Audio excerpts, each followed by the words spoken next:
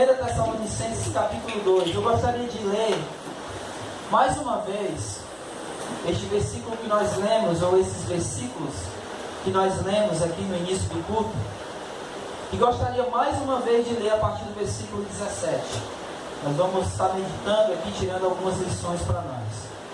1 Tessalonicenses capítulo 2, versículo 17 diz assim: Ora, nós, irmãos, orfanados por breve tempo de vossa presença, não porém do coração, com tanto mais empenho diligenciamos com grande desejo de ver-vos pessoalmente. Por isso quisemos ir até vós, pelo menos eu, Paulo, não somente uma vez, mas duas. Contudo, Satanás nos barrou o caminho. Pois quem é a nossa esperança, ou alegria, ou coroa, em quem exultamos na presença do nosso Senhor Jesus Cristo na sua vinda? Não sois vós? Sim, vós sois realmente a nossa glória e a nossa alegria. Amém? Amém? Glória a Deus. Nós já vimos até aqui que o apóstolo Paulo, ele orou por aqueles irmãos, e em meio a essa oração ele fez alguns elogios àqueles irmãos. Ele elogiou pela fé, pelo amor e pela esperança daqueles irmãos. Ele orou porque e na verdade ele elogiou aqueles irmãos por ele terem se tornado modelo para as igrejas da Acaia e da Macedônia. Ele elogiou também aqueles irmãos por eles terem se tornado pessoas que imitaram a igreja de Jerusalém, imitaram a tal ponto de imitar ou estar participando juntamente com eles das perseguições dos judeus. E isso, quando Paulo estava orando, ele elogiou aqueles irmãos. E depois de fazer tudo isso, Paulo, ele defendeu, ou se defendeu, dos caluniadores. Tanto da sua pessoa, ele fez uma defesa pessoal dele, Paulo, como ele defendeu o próprio ministério dele, dizendo que Deus havia confirmado ele, e que Deus havia entregado a ele, Paulo, ou confiado a ele, Paulo e os outros irmãos, o Evangelho. E aí assim ele fez uma defesa da pessoa dele e do seu ministério perante os caluniadores. Ele elogiou também aqueles irmãos de terem recebido a palavra que Paulo pregou, não como palavra de homens, mas terem recebido essa palavra como palavra de Deus. E foi por eles terem recebido como palavra de Deus que eles se tornaram imitadores da igreja em Jerusalém, se tornando participantes da mesma perseguição que a igreja em Jerusalém era cometida por parte dos judeus. Amém? Fiz até aqui um resumo de tudo que a gente já viu, desde o capítulo 1 até aqui o capítulo 2, que nós vimos na semana passada. Agora, o apóstolo Paulo, ele vai começar a falar do seu interesse por aqueles irmãos e explicar o motivo que ele, Paulo, não tinha ido vê-los pessoalmente. Por que Paulo estava apenas escrevendo e não tinha ido até lá vê-los face a face, conversar com eles pessoalmente? Aí ele vai explicar o motivo, ao mesmo tempo que ele vai dizer quanta estima ou quanto respeito ele tinha daqueles irmãos ou por aqueles irmãos, o quanto ele se preocupava com aqueles irmãos. E em meio a isso, eu gostaria de tirar algumas lições para nós aqui.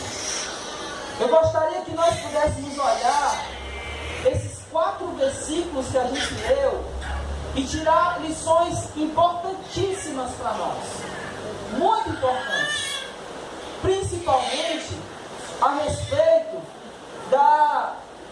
dos nossos relacionamentos pessoais, de como nós nos relacionamos quanto igreja, de como nós nos relacionamos como irmãos, como membros do corpo de Cristo. Ou como o próprio apóstolo Paulo vai dizer em outra carta, como membros uns dos outros. Como é que nós nos relacionamos? Ou como nós temos nos relacionado? Como tem sido esse relacionamento pessoal que nós temos uns com os outros? E para falar um pouco disso, para começar a falar disso, eu gostaria que você olhasse aí o versículo 17. Por favor, olhe aí comigo o versículo 17. E eu gostaria de pedir para um irmão ler o versículo 17.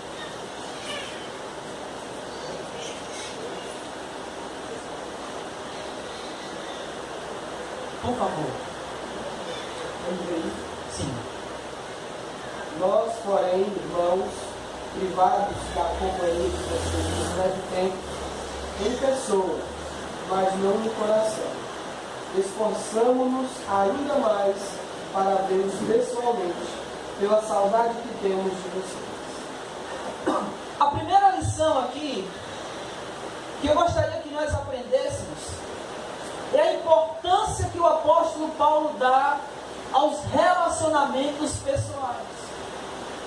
Por mais que ele estivesse a quilômetros de distância, por mais que ele estivesse longe daqueles irmãos, e por mais que fizesse tempo, ou muito tempo, que ele não via aqueles irmãos pessoalmente, ele, Paulo, nunca tirou eles do seu coração. Ele jamais esqueceu daqueles irmãos.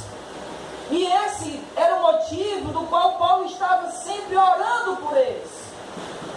Todas as vezes que ele lembrava daqueles irmãos, ele orava por aqueles irmãos. Ele diz, embora privados, aqui na minha tradução, orfanados.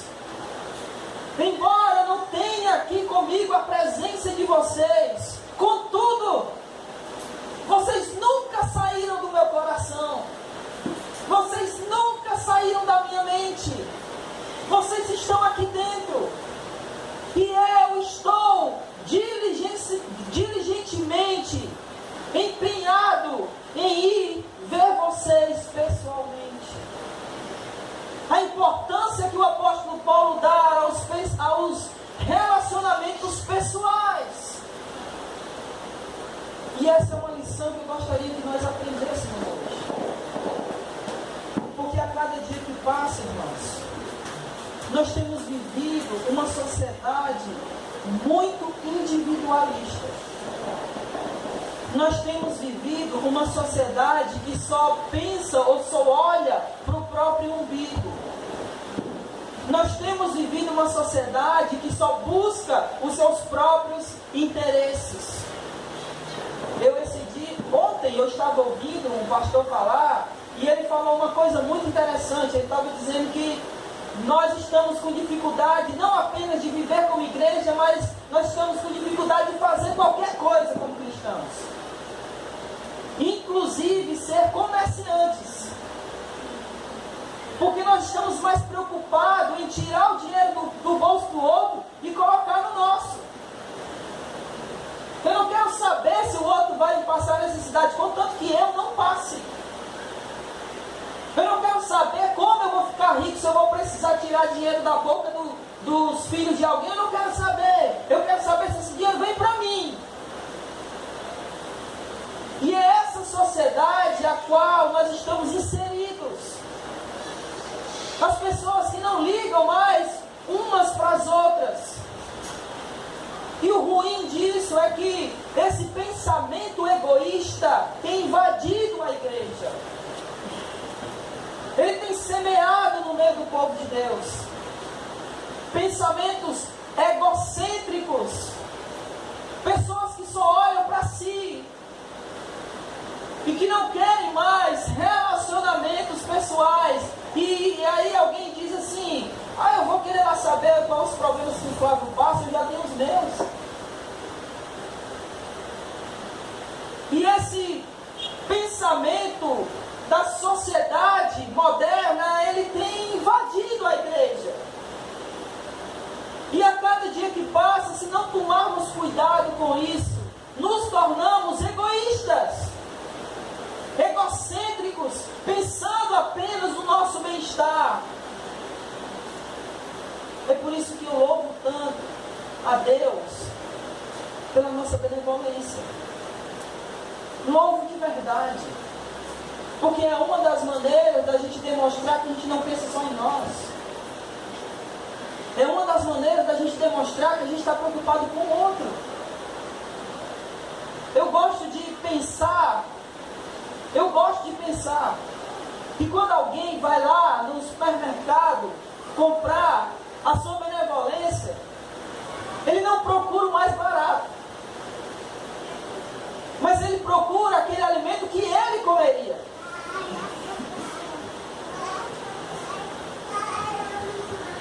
Me responda. Você daria, me perdoe a palavra, mas você daria o leite mais vagabundo para o seu filho tomar? Então por que a gente acha que o filho do outro merece? A gente precisa ter o pensamento de pessoas que não pensam em si.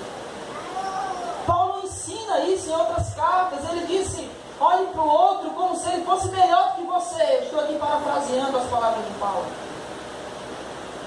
Olhe para o outro não como se ele fosse inferior a você, mas como se ele fosse melhor do que você.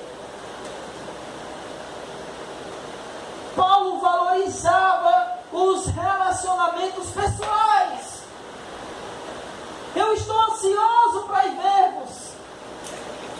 Eu estou ansioso para ver vocês pessoalmente. E Paulo estava preso a quilômetros de distância desses irmãos. E nós, às vezes, estamos a metros e não vamos na casa um dos outros. Não temos o desejo ansioso. Olha, eu estou com tanta vontade de ir na casa do Danilo. Esse pensamento às vezes não passa pelo nosso coração. De me relacionar, de ir na casa um do outro e dizer: como é que está a sua vida, Peu? Como foi seu dia? Como é que foi no trabalho, Daiane? A chefe estava lá no seu ouvido?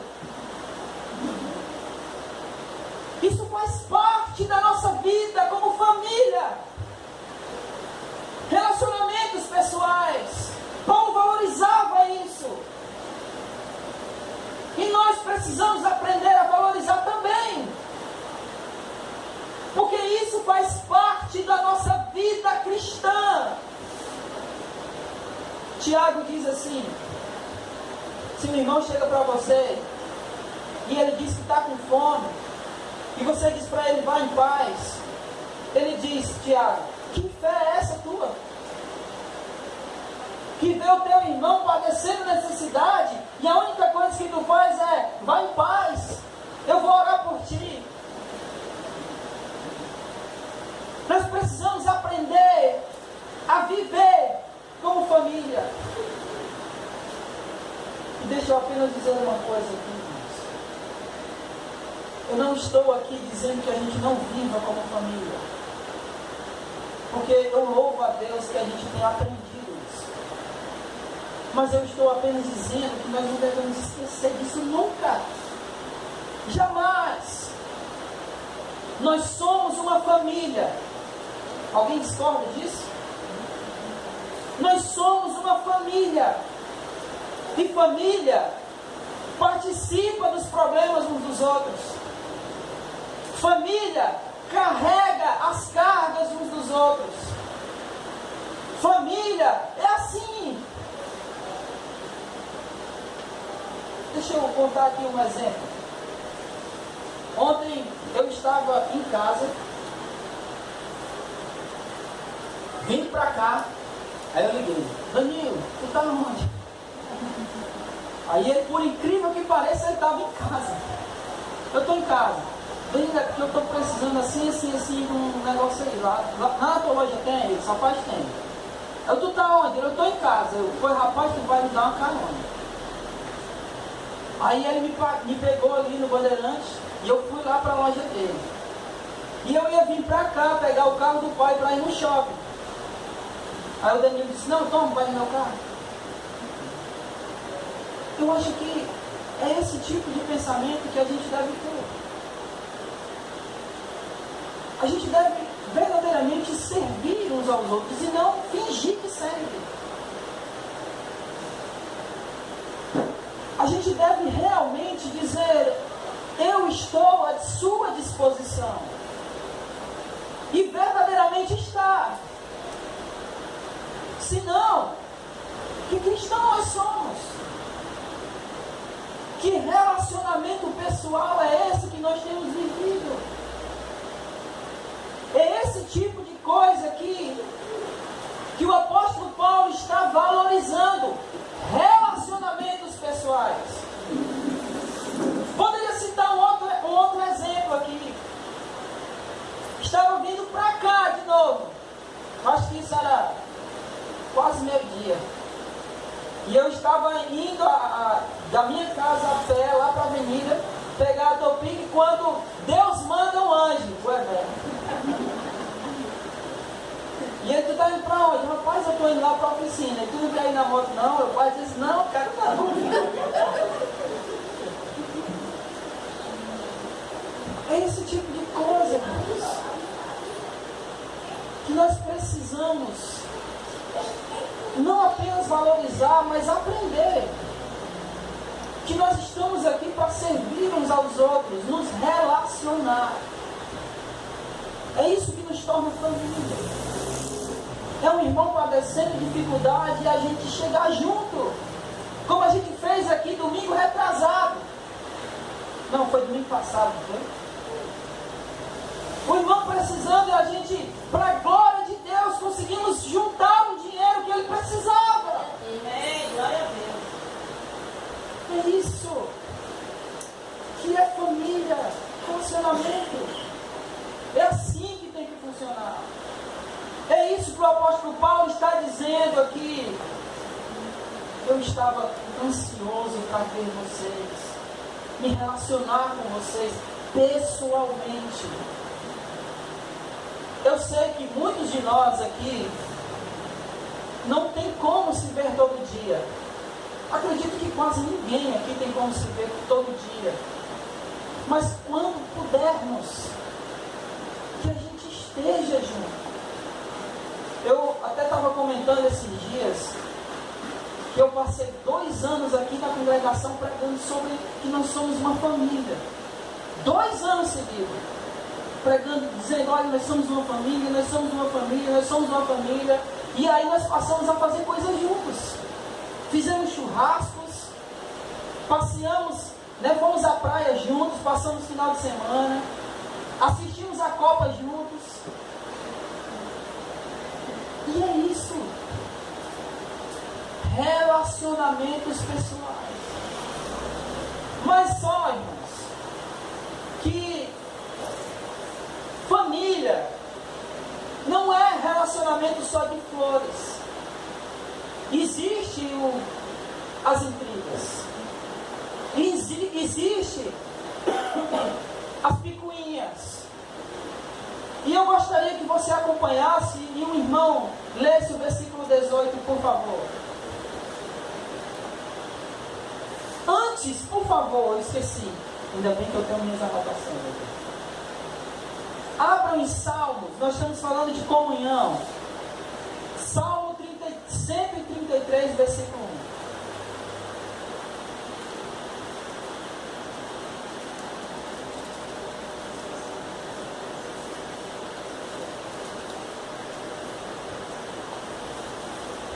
Salmo 133, versículo 1. Diz o que é aí? Diz o quê? Dei graças a Deus, Senhor, porque Ele é bom. O seu amor dura para sempre. É 133. Como é bom e agradável quando os irmãos convivem em união. Amém. Quão bom e quão maravilhoso é que os irmãos vivam em comunhão. Amém? Agora sim, vamos para o versículo 18. E no versículo 18, Paulo diz assim, no versículo 17, ele diz assim, que tinha se empenhado diligentemente, e era grande o desejo de ver aqueles irmãos pessoalmente. Porém, versículo 18, por isso, quisemos ir ter convosco, pelo menos eu, Paulo, não somente uma vez, mas duas. Contudo, Satanás nos barrou o caminho. Se no Salmo 133, versículo 1 diz que é bom e maravilhoso que os irmãos vivam em comunhão, é óbvio que Satanás irá trabalhar contra essa comunhão. Ele irá trabalhar contra o fato de nós sermos unidos.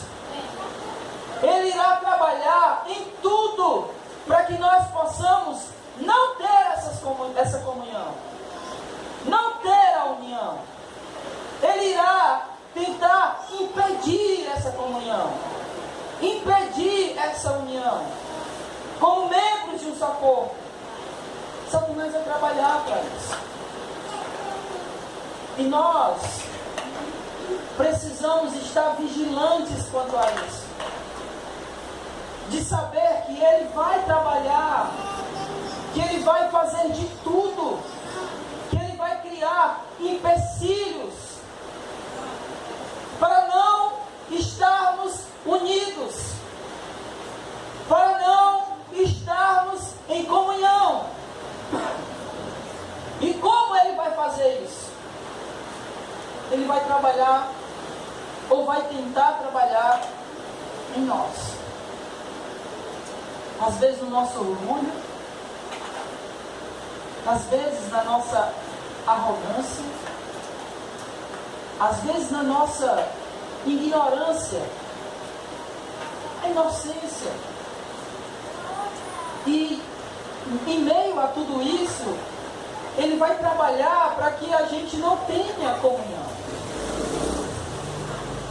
Antes de começar o culto, nós estávamos conversando lá fora sobre as coisas que têm acontecido dentro do Ministério de Louvor. Algumas discussões. E é nesses aspectos que nós precisamos estar vigilantes, de saber que o inimigo vai trabalhar nos relacionamentos, que ele vai tentar impedir os relacionamentos. Paulo quis ir ver aqueles irmãos, mas o inimigo trabalhou para impedir essa ida. O texto não diz, e Paulo não diz como foi o trabalhar dele aqui. Ele não diz, mas ele diz que o inimigo colocou empecilhos. Deixa eu falar uma coisa aqui. Ele diz, versículo 18: contudo, Satanás nos barrou o caminho. A palavra Satanás, ela significa adversário. Ela significa aquele que se opõe. E eu fico pensando que muitas vezes nós se opomos a alguma coisa, se opomos aos relacionamentos, tentamos se opor até à vontade de Deus. E eu fico imaginando que quando nós agimos assim, se nós não agimos tal qual o inimigo, tal qual Satanás. Lembra quando Jesus estava dizendo: olha, eu vou ser preso, entregue nas mãos dos gentios, serei crucificado, morto, sepultado, mas ao terceiro dia eu vou ressuscitar. O que foi que Pedro disse? O que foi que Pedro disse? Não faças isso da ti. Não passe por isso. O que Pedro estava fazendo? Ele estava se opondo. Aquilo que Jesus que tinha acabado de dizer. E o que foi que Jesus disse para ele? Arreda, Satanás. Arreda, opositor. Eu fico imaginando que muitas vezes a gente age se opondo, tal qual o inimigo age, se opondo à comunhão, deixando com que o nosso orgulho seja maior do que a nossa vontade de ter comunhão com o irmão, brigando pelas nossas próprias vontades e desejos. E é isso que faz quebrar a comunhão. Quando eu começo a querer que as coisas sejam como eu quero, para agradar a mim, em detrimento da vontade do corpo, é isso que quebra a comunhão. Porque eu preciso sempre pensar no bem comum e não no que eu quero.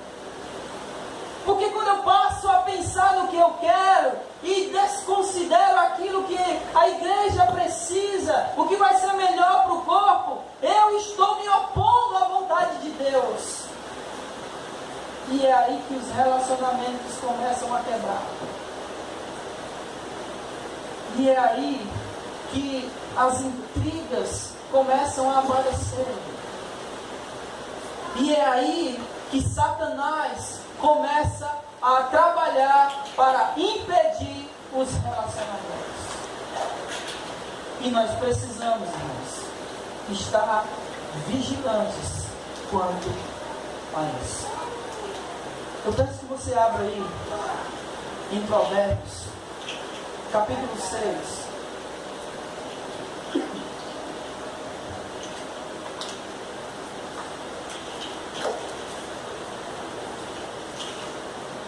E vou pedir para alguém ler do versículo 16 ao 19.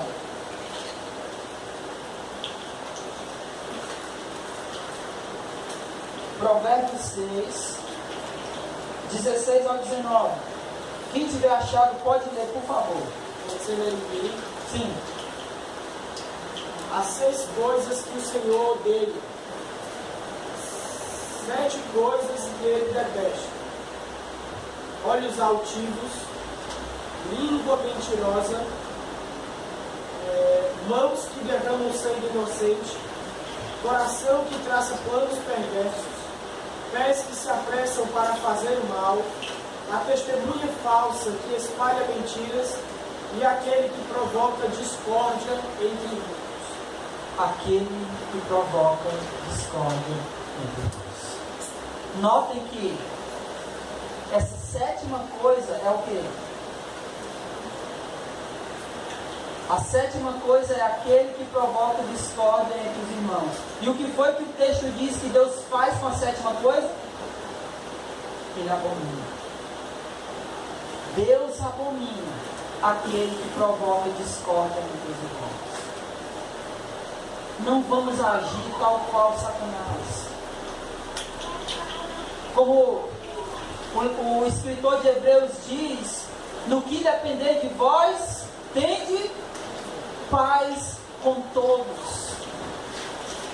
O apóstolo Paulo, falando lá aos Coríntios, no capítulo 6, quando tinha um problema, uma intriga entre 2 irmãos, e aqueles 2 irmãos não estavam entrando num consenso, e um estava querendo levar o outro perante o juiz, e Paulo diz: por que antes um não sofre o dano em favor do outro? Por que um não abre mão? Por que um não dá o braço a torcer? Por que você não quebra esse coração orgulhoso e sofre o dano, mas não quebra a comunhão? Não cria discórdia, não haja tal qual Satanás. Eu gostaria, por favor, abra aí 1 Coríntios capítulo 12. E eu gostaria de ler junto com você. O que Paulo está falando acerca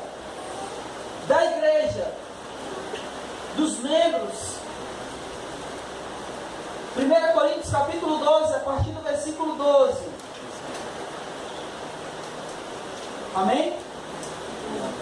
Diz assim: porque assim como o corpo é um e tem muitos membros, e todos os membros, sendo muitos, constituem um só corpo, assim também com respeito a Cristo. Versículo 14.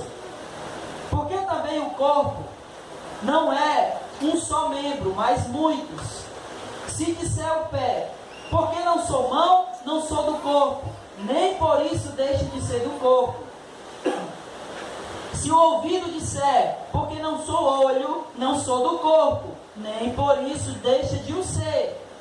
Se todo o corpo fosse olho, onde estaria o ouvido? Se todo fosse ouvido, onde estaria o olfato? Mas Deus dispôs os membros, colocando cada um deles no corpo, como lhe aprouve. Se todos, porém, fossem um só membro, onde estaria o corpo? O certo é que há muitos membros, mas um só corpo. Não podem os olhos dizer à mão, não precisamos de ti, nem ainda a cabeça aos pés, não preciso de vós. Pelo contrário, os membros do corpo que parecem ser mais fracos são necessários. Se os que nos parecem menos dignos no corpo, a estes damos muito maior honra, também os que em nós são os decorosos, revestimos-nos de imparcial honra. Mas os nossos membros nobres não têm necessidade disso. Contudo, Deus coordenou o corpo, concedendo muito mais honra àquilo que menos tinha, para que não haja divisão no corpo. Pelo contrário, cooperem os membros com igual cuidado em favor uns dos outros, de maneira que, se um membro sofre, todos sofrem com ele, e se um deles é honrado, com eles todos se regozijam. Ora, vós sois o corpo de Cristo e individualmente membros desse corpo. Amém? Nós somos um só corpo. Nós não somos pessoas que vivem uma fé individual. Nós somos membros do mesmo corpo, o corpo de Cristo. E todos têm sua importância. Todos. Absolutamente todos têm importância no corpo de Cristo. Você saberia qual é a função do dedo mindinho do seu pé?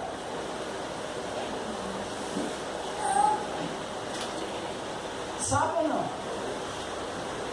Você sabe o que aconteceria com o seu dedo mindinho, com o seu corpo, se não tivesse o dedo mindinho do seu pé? Não sabe? Quem sabe? Você ficaria sem equilíbrio.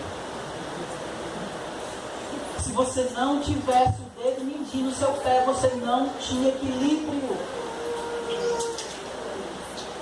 Quais são os membros do nosso corpo mais frágil?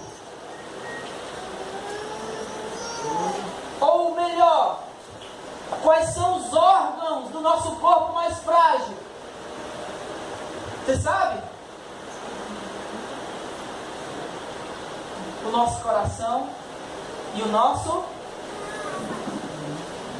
são aqueles que são mais protegidos. O coração, ele fica por baixo aqui, ó, dessa cartilagem dura do nosso peito. E o cérebro, ele é protegido por essa parte mais dura do nosso corpo, a cabeça. Todos os membros são importantes. Todos têm sua utilidade no corpo. Por isso, irmãos, no que depender de nós precisamos manter essa unidade, para que nenhum corpo se perca, ou melhor, para que nenhum membro se perca do corpo. Porque se esse membro sair do corpo, ele vai fazer a falta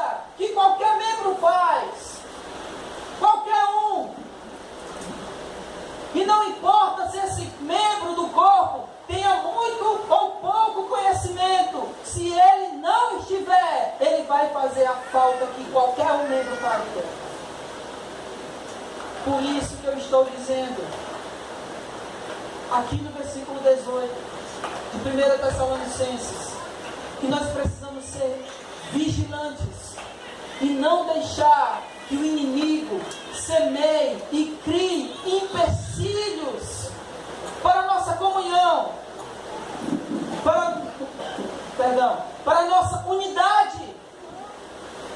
Não podemos deixar que o inimigo semeie no nosso meio. Nós somos uma família, amém? Amém. Mas como família, nós temos dificuldades e temos problemas de relacionamento, sim. Nós vamos ter, talvez, alguns atritos entre nós. Mas quando tivermos, que sejamos suficientemente humildes para abrir mão do nosso lado em prol da nossa comunhão. E sendo assim, não deixando que Satanás seja um empecilho para a nossa unidade na fé, porque nós somos membros do mesmo corpo, do corpo de Cristo. E Ele, Cristo, é a cabeça, no qual o corpo, bem ajustado, cresce, o crescimento de Deus para a glória de Deus. É assim que nós somos, Deus. Igreja, corpo de Jesus, que cresce, edifica, que é edificado para a glória de Deus. Versículo 19. Alguém lê, por favor.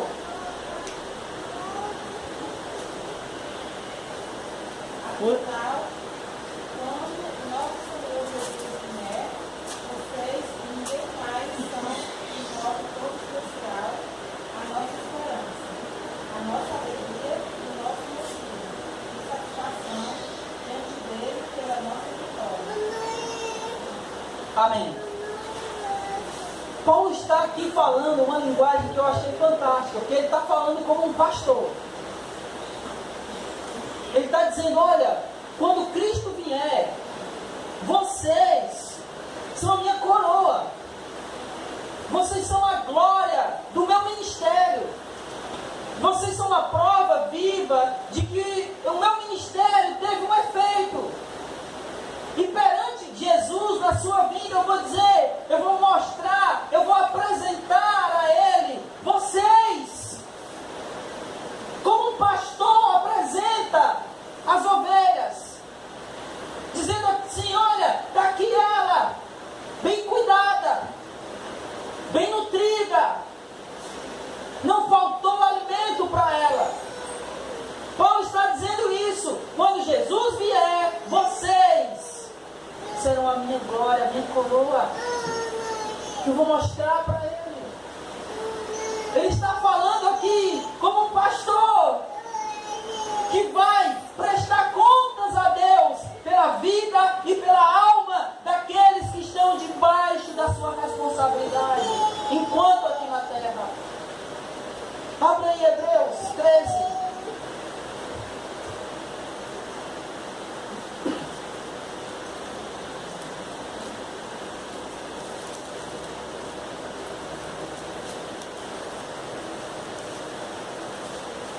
Versículo 17.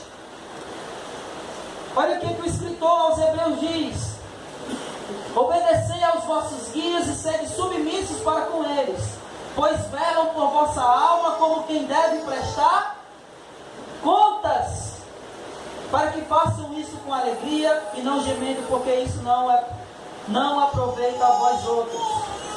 Eu quero destacar aqui, quando ele diz, pois velam por vossa alma como quem deve prestar contas. É disso que Paulo está falando aqui.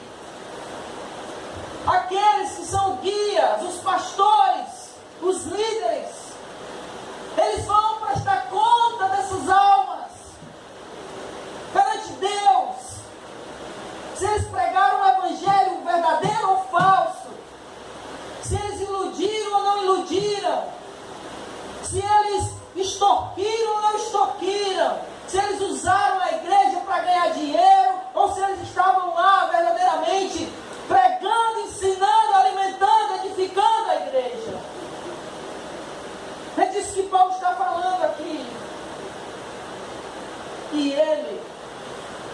pastor, ele estava feliz por aqueles irmãos.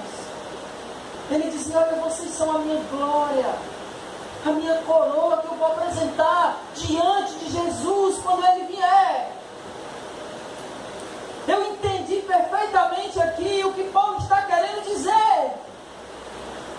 Porque eu creio que não há felicidade maior para um pastor quando ele vê as ovelhas crescendo, sendo edificadas, bem alimentadas, nutridas e sem se deixar enganar pelos lobos. É uma alegria, é uma felicidade. Quando eu vejo alguém rebatendo, alguém que congrega aqui com a gente, rebatendo heresias, isso me alegra demais. Porque estão entendendo a pregação aqui realizada. Quando refutam ensinamentos antibíblicos, isso me alegra. Eu estava, acho que não lembro quando foi, mas um dia desse aqui, antes do culto, a Luciana chegou falando sobre um rapaz que tinha aparecido lá na loja deles, estava vendendo a bênção. E eu me alegro, sabe por quê? Porque eles percebem a bobagem que aquele cara estava falando. Estava falando uma bobagem. Como também uma vez o Beto disse para mim que tinha ido no culto, e na hora que ele estava lá no culto, o pastor falou assim: olhe para a pessoa que está do seu lado, olhe para o seu irmão e profetize na vida dele. Pelo amor de Deus. E o Beto percebeu que isso é uma falácia, que é simplesmente um evangelicalês antibíblico, que não diz respeito às escrituras sagradas. Porque quando alguém diz profetize na vida do seu irmão, o que na verdade ele está dizendo é: olha, é uma confissão positiva. Diga para o seu irmão que tudo vai ficar bem e vai ficar bem. Isso não é bíblico.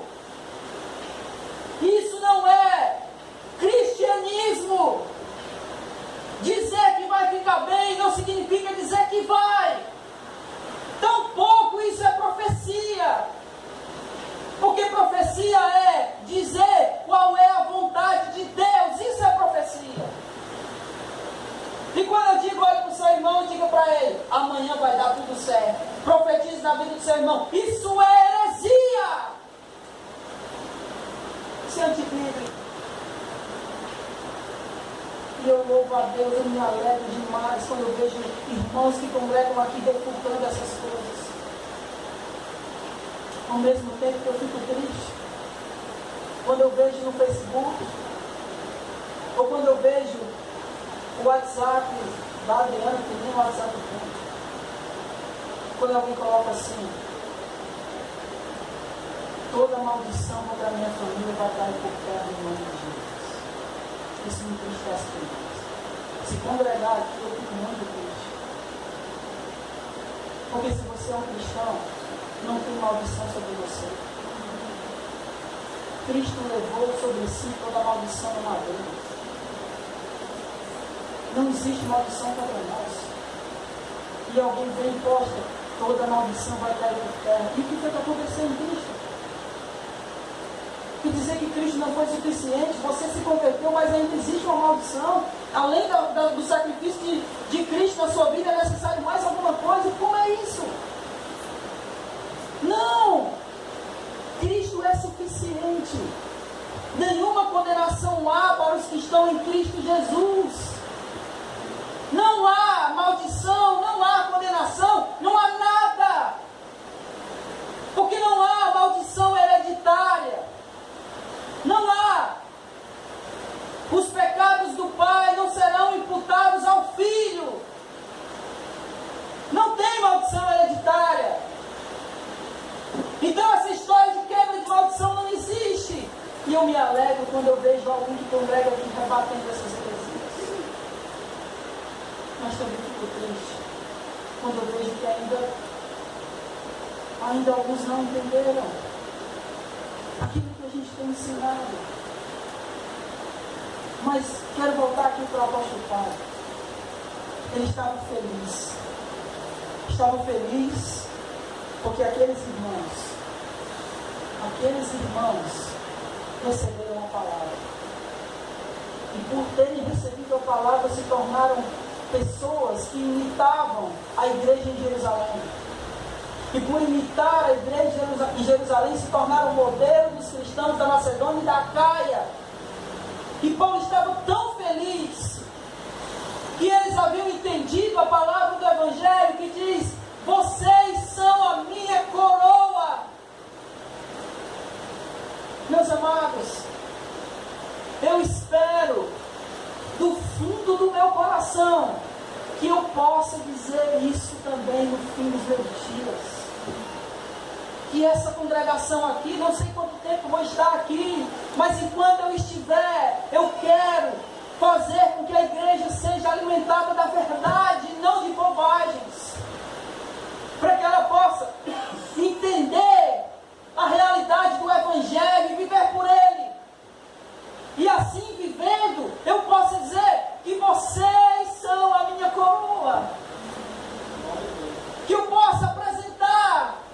E Deus, quando pedir, ou quando Ele pedir conta das almas de vocês, eu posso dizer: Senhor, eu preguei todo o Evangelho, eu ensinei tudo o que eu sabia, e eles aprenderam, e eles são a minha glória e a minha coroa que eu tenho para apresentar na tua vida. Eu quero poder dizer isso. Eu quero de verdade que essa igreja seja edificada, que essa igreja cresça, mas cresça na verdade da palavra de Deus. Não cresça nas heresias. E eu empenho muito para isso. Eu leio bastante para isso. Eu estudo muito para isso. Para que eu possa, para que Deus, na verdade, venha me usar para manter essa congregação na verdade do Evangelho de Deus. Para finalizar, versículo 20.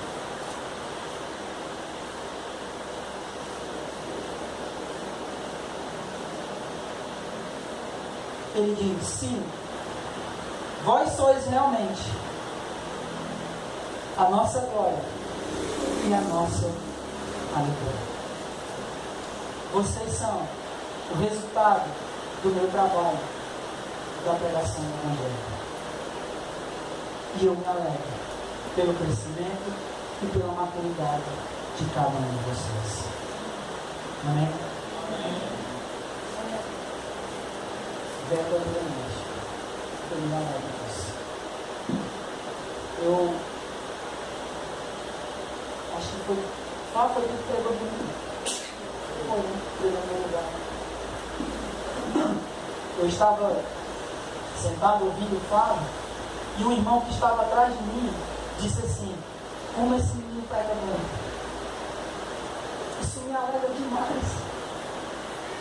E saber que aqui a igreja está bem servida de pessoas que pregam a verdade. E que aqueles que escutam verdadeiramente entendem isso. Nós somos aqui no Jerusalém privilegiados. Nós temos aqui muitas pessoas com muitos talentos. E principalmente nessa área da palavra, nós temos pessoas que pregam a verdade e se esmeram nisso. Nós somos aqui bem supridos dessa pregação do Evangelho, dessa pregação da palavra. Nós temos aqui pelo menos 4 pessoas que pregam. Vocês acham que toda a igreja é assim? Por que vocês acham que de vez em quando a gente não está aqui? E não porque a gente está doente, mas é porque a gente tem que ir pregar em outra congregação, que não tem a mesma quantidade de irmãos que pregam como nós temos aqui. Isso me alegra demais. Demais. E a minha alegria e o meu desejo é que cada vez mais possam se levantar pessoas para pregar. Irmãos, não tenho vaidade nenhuma com isso. Nenhuma. Porque esse púlpito não é meu. Esse púlpito é de Jesus. E as pessoas que vierem aqui, quanto mais pessoas vierem aqui, sejam levantadas nessa congregação para pregar, glória a Deus por isso. Não tenho vaidade com relação a isso, de jeito nenhum. Porque a minha alegria é essa igreja crescer para a glória de Deus. E eu não estou falando de um crescimento numérico, que também é bom. Mas eu estou falando de uma maturidade espiritual. De pessoas que possam vir aqui e pregar com toda fé e com toda convicção. De pessoas que possam vir aqui, abrir a palavra e explicá-la. E ela ser entendida. Ela ser comunicada por toda a vida. Amém? É isso. É isso. Só para recapitular. Que nós possamos valorizar os relacionamentos pessoais. Que nós, de maneira nenhuma, deixemos que o inimigo, Satanás, ele venha a ser um empecilho para os relacionamentos. E que nem nós sejamos esse empecilho. Amém? Amém.